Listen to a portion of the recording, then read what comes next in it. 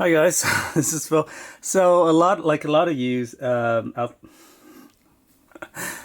guys, this is Phil. Like a lot of you, I bought an Xbox Series S on sale from the Black Friday's shopping spree or whatever. I paid $200 for this Xbox Series S. Not really 200, technically 250, and then I got a $50 Target gift card, which I immediately spent. So basically $200 for the base model. I did not need this. I did not want this. It was such a good deal. I could not pass on the deal. And so now I have an Xbox Series S. I do have an Xbox Series X, which I love as well. But the S was something I didn't even consider until it was as cheap as $200. For $200, I'm going to buy it. So what I also did is I bought this screen for the Xbox Series S to turn it into like an Xbox Series, basically laptop. So, all right, the display is 1080p, but it is fine because the Xbox the S doesn't really handle 4K very well, and so it's not optimized for 4K. So they do sell this screen here in a 4K version, but there was no need to get it because the S will struggle to push that display, but a 1080p screen on a smaller screen like this, what is this, like 12 inches, 10 inches, it's fine. 1080 is fine. It's just fine. So the actual monitor, the display is kind of like built around the Xbox Series S, so the dimension is form fit into the S, and then so on the side, this is where you screw in. You screw this, and this is if you want to take it out, you have to unscrew the screws and then take this part out, and then you can remove the display. Now on the back, it's not as elegant. So this is where the S is. I have a 1 terabyte drive in there as well. So, and then you have these cables that goes to the HDMI, and then to the power USB to power it up. So USB to power the display. So when you hook this up, the Xbox Series S will power the display as well as the HDMI source. Now there is an extra HDMI input, but that is actually for another device. So you can use this as an extra monitor for another device. So unfortunately, the monitor itself is going to set you back about $250. So if you're paying $250 for the Series S, this whole setup is gonna be like $500.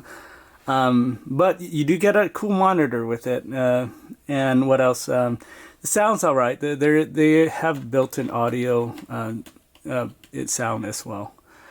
You can not use the monitor. Let's say you have a 4K display that you want to hook it up. You just have to detach the HDMI to this monitor and hook it up to the 4K monitor or whatever, right?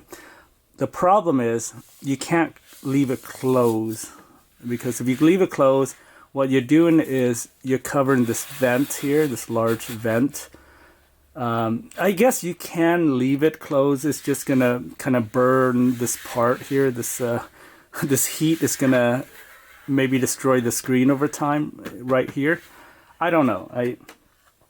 But I recommend if you can hook it up to an external monitor, you have to open up the display to leave this part exposed. Okay. I think it's fine. I don't mind opening it up to hook it up. You are meant to use the Xbox, this display with the Xbox, so I think it's fine. really, I mean, if you're really bothered by it, you might as well just remove the whole thing. You know, take out the side and then, you know, leave it.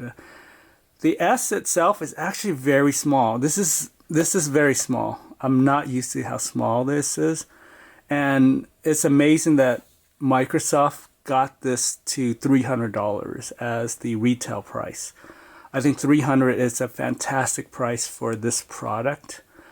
Unfortunately, there's no storage on here. I mean, there is storage, but it's very low. It's so low that you're going to have to get an external hard drive.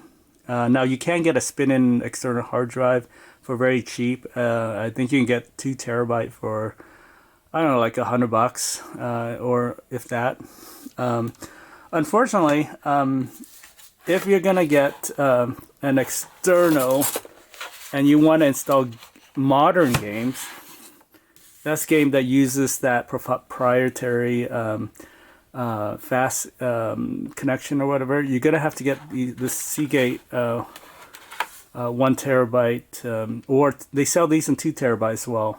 Okay, the 2 terabytes gonna set you back $400. This itself is about $200. Okay, so the storage is a necessity on getting this Series S. So in total, you're going to look to spend, if you want the setup right here, you're going to spend about $700, okay? So $200 for the base, $250 for the monitor, and then this little guy here is $200. So obviously you don't have to do it like this. In fact, you don't even need that monitor. I think this monitor makes it really cool, but that's just me. So yeah, but in this particular setup, this is about $700 you're looking at. If you can afford it, I think it's cool. But I would recommend just sticking with the $200 Xbox or $250 or whatever, how much you can pay for it. And then getting just a regular external hard drive, which will use one of these USB connection, okay? Now you can't install like when I say modern games, I mean games that uses that fast, you know, quick resume and stuff like that. You're gonna have to get one of the Seagate hard drive, which is $200 minimum. Actually, I think they do sell smaller, like a 512 of these. I don't know how much that's gonna cost. Maybe $100, maybe 150. But again, I think this $200 for 1 terabyte, even though I think it's very expensive, I'm amazed at how small it is. This thing is so tiny, and $200 I think is fine. I don't know. It's the price of storage. It eventually will go down, I hope, if they maybe have competition. If there's another company that would willing to make cheaper one of these, Seagate is going to have to force to sell theirs at a lower cost just to be competitive. So I'm hoping Xbox or Microsoft will license this technology out to other companies, or maybe because Seagate developed the technology that they can license it to third party. I don't know. I just want a cheaper storage option. Okay. But overall, $200 for this thing is pretty amazing for just the Xbox Series S. I think it's such a great price. Again, I don't need it, but I have it. Yeah, anyone want this thing? All right, thanks for watching.